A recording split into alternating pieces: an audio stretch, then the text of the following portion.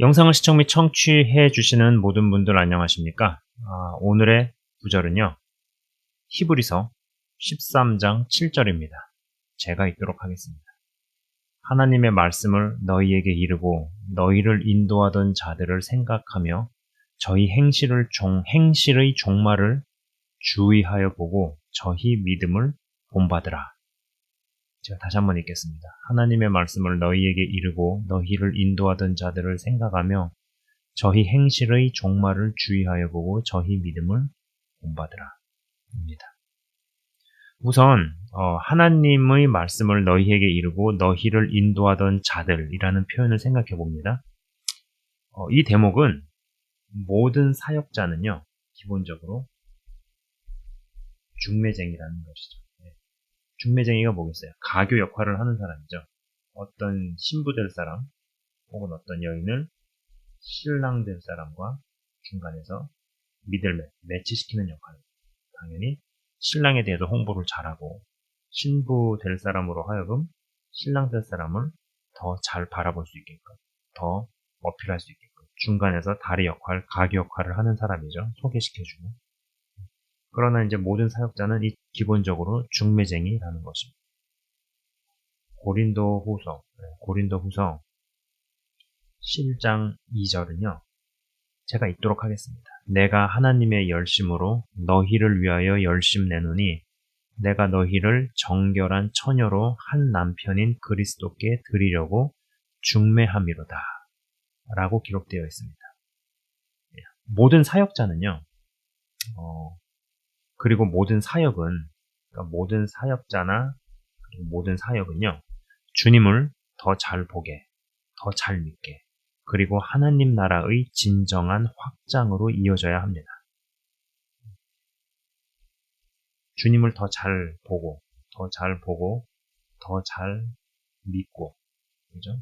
그리고 진정한 하나님 나라 확장. 그죠? 이쪽으로 귀결이 돼야 된다는 것이죠. 이쪽으로 가지 않게 되면은요, 사역자를 더 잘 보고, 더 잘 믿고, 그리고 사역자의 나라 확장으로 귀결됩니다. 여러분, 우리는 언젠가는요, 빛 아니면 어둠, 빛 아니면 어둠.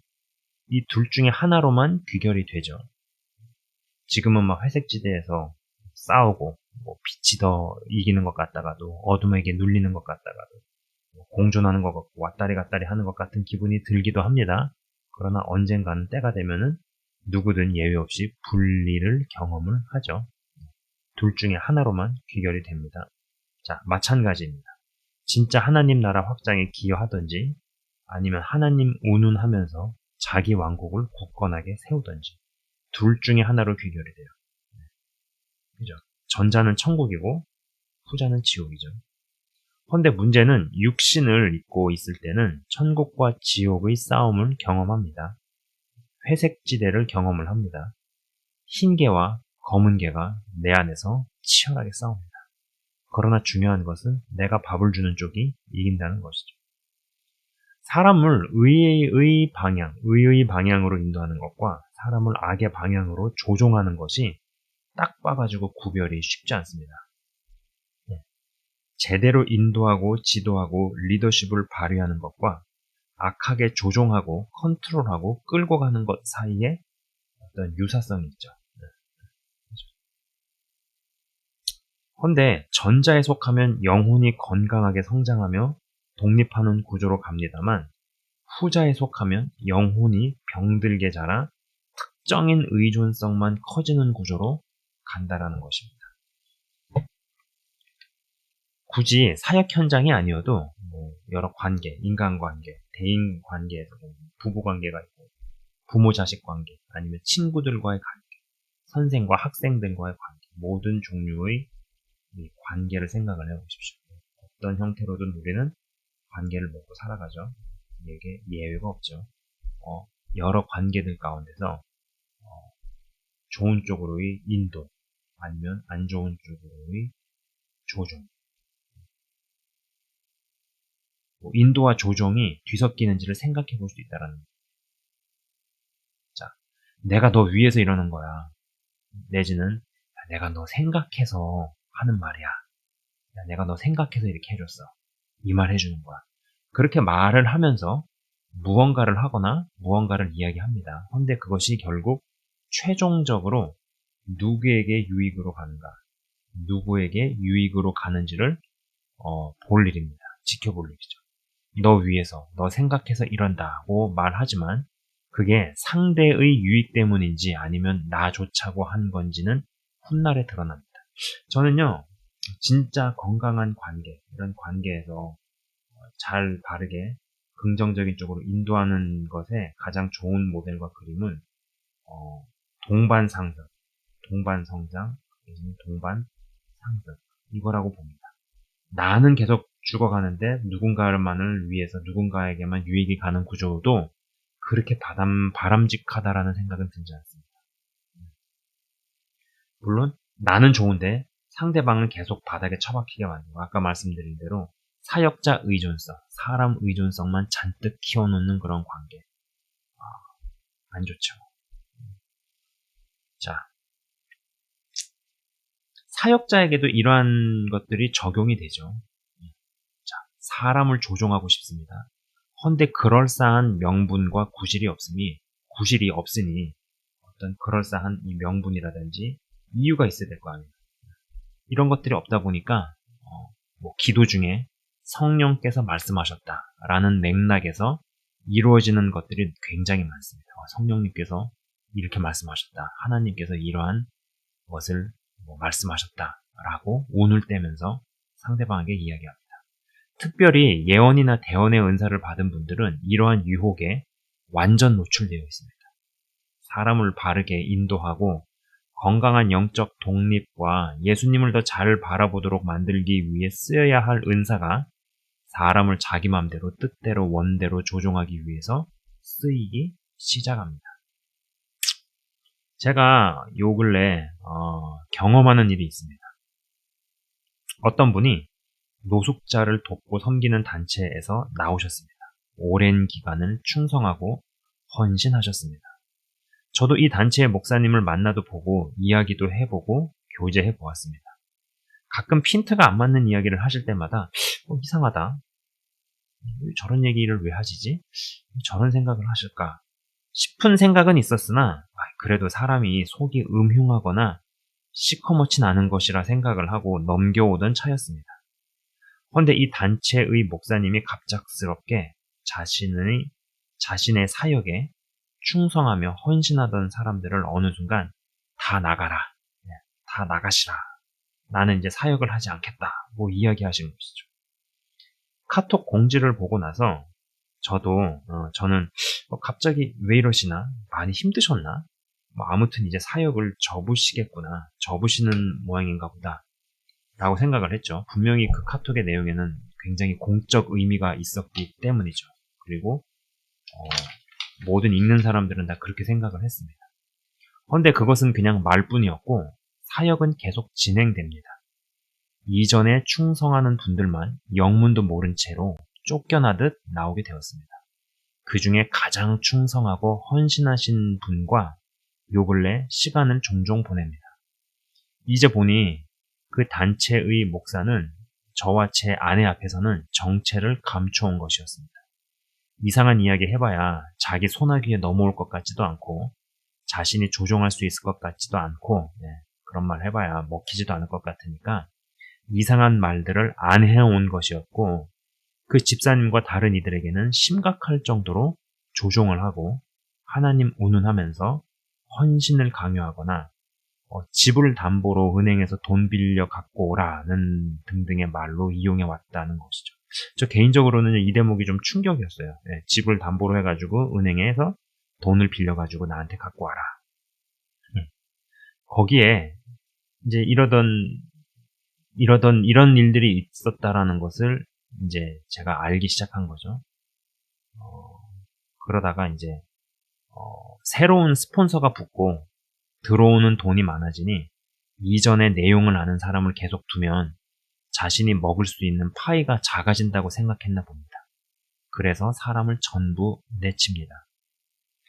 영문도 모르고 어찌되었든 반강제로 오랜 기간 충성하던 곳에서 나오고 나니 집사님께서는 무언가 하나씩 둘씩 이제 머릿속이 정리되어 가시는 것 같습니다. 아, 그래서 그때 저렇게 했구나. 그때 이 말을 한 이유가 그래서 그랬구나. 라는 깨달음들이 생겨납니다. 그러면서도 어떤 분노와 혼란스러움으로 인해 쉽지 않은 시간을 요 근래 지나고 계신 중입니다. 제가 수년 전에 오래전 이야기죠. 벌써 이제 그 제목이 영적 오류와 종교적 세뇌, 이러한 제목으로, 이러한 타이틀로 시리즈 영상을 제작한 적이 있습니다. 이 시리즈 영상에서도 다룬 내용입니다만, 이상한 단체나 교회에서 상당 기간 몸담았다가 나오게 될 때 겪게 되는 후유증들이 있다는 것이죠. 분노라든지 우울증이라든지 아니면 단기적 기억 상실이나 의욕 상실 등등을 겪거나 경험합니다. 이러한 가운데 저에게 이제 전화로 이런저런 이야기들을 털어놓으십니다. 그분께서. 내용을 들으면서 저도 놀랍습니다. 굉장히 놀랐어요. 경악스럽습니다. 그러면서 특수 사역에 해당하는 사역을 하시는 분들이 결코 모든 케이스가 다 이렇지는 않겠지만 예전에 관찰했던 것들이 떠오른다는 것입니다. 도시에 사는 불우한 가정에서 나고 자란 정상적인 교육 기회를 놓친 아이들을 대상으로 사역하는 분을 본 적이 있습니다. 유명 대학에 재학하는 청년들을 발런티어 봉사자로 받아서 교육 캠프를 엽니다. 자원봉사자들이 초중학생 때에 해당하는 아이들, 그러니까 한국으로 초등학생, 중학생, 몇 명은 고등학생, 거기에 해당하는 그런 학생들을 상대로 해당 과목을 열심히 가르치고 아이들과 놀아줍니다. 그런데 그 단체의 목사는 진짜 손가락 하나 까딱하지 않습니다. 기자재 하나 나르거나 물품 하나 옮기는 법이 없습니다. 그냥 진짜 서서 구경만 합니다. 이쪽으로는 마음도 열정도 없는 것 같습니다. 근데 저는 거기까지는 괜찮아요. 그럴 수 있다고 생각해요. 모든 사역에 열정이 생길 수는 없죠. 저도 어린이 사역에는 마음이 안 생깁니다. 예전에 멕시코에 단기 선교 가서 팀원 중에 있었던 자매가 마이크 잡고 어린이들을 대상으로 썰 풀고 이야기하며 진행하는 것을 보고 와, 저것도 아무나 하는 게 아니네 싶었습니다. 제가 하는 방식대로 어린이들을 대상으로 찬양, 기도, 말씀 인도하면 안 먹히겠다, 안 먹힌다는 생각이고, 그것을 떠나서 어린이들에게 마음 자체가 안 생긴다는 것이죠. 그럴 수 있습니다. 그렇다면 마음 주시는 다른 사역을 찾아서 사역자로서 그 자리에 서 있으면 되는 것이다 라고 생각합니다. 그런데 이분은 그렇게 하질 못합니다. 왜냐하면은 자신은 마음에도 없고 관심도 없고 하더라도 저 특수 사역이 돈이 되기 때문이죠. 도시 빈민이나 다름없는 부모의 관심에서도 제외되고 정상적인 교육 기회를 놓친 아이들을 위해 사역을 한다는 구실로 여기저기서 받아내고 뜯어낼 수 있는 돈이 있기 때문입니다. 저도 이분을 만나본 적이 있습니다. 그냥 같이 한 공간에 있는 것 자체가 설명하기 힘든 불편함을 주더라는 것이었죠. 별로 대화하고 싶지도 않았고요. 교제하고 싶었던 마음이 별로 없었던 기억이 떠오릅니다. 또 어떤 목사는요, 나이가 많고 지체가 불편한 노인들을 대상으로 사역을 합니다. 봉사자들을 모집해서 매주에 한 번 이상 양로원을 방문해서 예배 인도도 하고 피아노 찬송도 쳐주고 그 외에 여러 액티비티들을 진행합니다. 그러다가 이 단체에서 오랜 기간에 걸쳐 봉사하셨던 권사님에게서 이런 이야기를 들어봤죠. 여기저기서 들어오는 헌금이 상당한데 저 많은 자원봉사자들에게 연말에 딸랑 밥 한 번 사주고 끝나는 게 말이 되냐? 라고 이야기하는 것이었죠. 그 권사님은 제가 개인적으로 아는 분입니다. 굉장히 건강하시면서, 그러니까 몸도 건강하시고 진짜 몸이 건강하세요. 네. 그리고 굉장히 정열적이고 그리고 우직하시고 제가 목사 안수 받는 날에 꽃다발도 사들고 오셨던 분이었습니다. 기억이 나죠. 일주일에 한 번 이상 나가시는, 한 번 이상이라 그랬죠. 2번 이상, 2번씩 이렇게 가서 봉사하시고 돕기도 하시고 막 그랬었던 걸로 기억을 합니다. 한 번 이상 나가시는 양로원 봉사를 수년간 하셨을 때 저러한 이야기를 하시는 것을 제가 듣고, 사실 하나님 운운하면서 노동 착취를 하거나 헌신을 강요시키는 일이 교회에서 혹은 뭐 기독교 단체에서 얼마나 많을까 싶은 생각이었죠. 이 사역을 이끌고 가시는 목사님은 집을 구입해서 노인 몇 분들과 사셨습니다. 제가 살았던 곳에서 그리 멀지 않았기에 제가 운동 삼아 동네를 걷고 산책을 하다가 그 주변과 일대를 자주 지나치곤 했습니다. 그러던 중에 어느 날 저분은 노인들을 잘 섬기고 그 일에 필요한 비용을 헌금으로 받는 것인가? 아니면 노인들을 인질로 삼아서 삥을 뜯고 돈을 갈취하는 것인가? 라는 생각을 하다가 후자로 결론이 나더라는 것이었죠. 언젠가 노숙자 사역을 하셨던 분에게서 그러한 이야기를 들었던 것이 기억이 납니다. 이 쉼터의 책임자는 노숙자가 진정으로 바뀌고 변화되기를 원치 않는다. 만약에 그렇게 되면 정부 지원금이 끊기기 때문에 노숙자가 계속 노숙자로 머물러 있기를 바란다는 것이었죠. 이러한 예가 어디 한둘일까 싶습니다. 이러한 예가 과연 그 노숙자, 아니면 특수 계층을 위한 특수 사역에만 해당이 될까라는 것이었죠. 새로운 병치료 신약이 나와도 계속 그 상태에서 좋아지지도 나빠지지도 않게끔 유지시킴으로써 약을 계속 팔아먹게끔 하는 일은 없을까요? 많은 사람들에게 유익을 줄 수 있는 기술임에도 불구하고 누군가에게는 돈벌이가 안 되기에 일부러 사장시키는 일은 없을까요? 일부러 사장시키는, 그냥 쓰레기통으로 버려지는 기술들도 있을 겁니다. 노숙자들을 볼모로 인질로 잡고 여기저기서 합법적 부걸과 앵벌이로 많은 재산을 축적한 사역자가 있습니다. 세탁소도 있고 집도 몇 채 있고, 제가 이야기를 듣다가 그랬습니다. 그분은 그거 말고도 더 있다고. 저는 그러한 생각을 합니다. 한 영혼을 제대로 성장시키고 영적으로 건강하게 만들어냄으로써 설령 그렇게 되는 바람에 정부 지원이나 그 외의 헌금이 끊기게 된다면 이것은 사후 준비에 해당하는 것이고, 한 영혼을 볼모로 인질로 잡아 여기저기서 합법적 부걸 및 갈취를 통해 재산을 형성해서 은닉하면 이것은 노후 준비에 해당하는 것일 텐데, 이 노후 준비는 그 기간이 끝나고 나면 자신의 영원한 운명이 어찌 될지 알 수 없는 미친 짓이라는 것입니다. 저는 주 안에서 제대로 사후 준비를 하고 싶습니다. 제대로 사후 준비가 되고 싶다라는 것이죠. 그리고 사후 준비는 노후 준비에 비해 비교할 수 없이 큰 개념입니다. 그렇죠? 여러분, 이 영원이라는 시간과 불과 수십 년이라는 시간이 이게 게임이 될까요? 영원이라는 시간과 불과 노후 준비라고 해봐야 수년에서 수십 년 기간이니까. 근데 이건 게임이 안 되죠. 어마어마하게 큰 개념이죠. 그리고 사후 준비가 제대로 되어가는 사람이 노후 준비를 걱정하고 불안해할까요?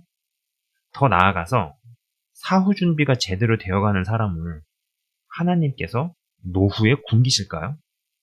노후가 비참할까요? 제대로 사후 준비 쪽으로 가면, 그래서 그렇게 함으로써 정부 지원이 끊기게 되면, 헌금이 끊어지면 여러분 딴 데서 들어옵니다. 왼쪽에 씨 뿌리고 기다리고 있었는데 오른쪽에서 싹이 납니다. 생각지 못한 사람과 연결되거나 상상치 못한 곳에서 문이 열립니다. 이것은요, 경험해봐야지 알 수 있습니다. 제가 이거는 설명한다 그래가지고 머릿속에 들어오고 뼛속에 박히는 개념이 아니에요. 이거는 경험해봐야지 아는 겁니다.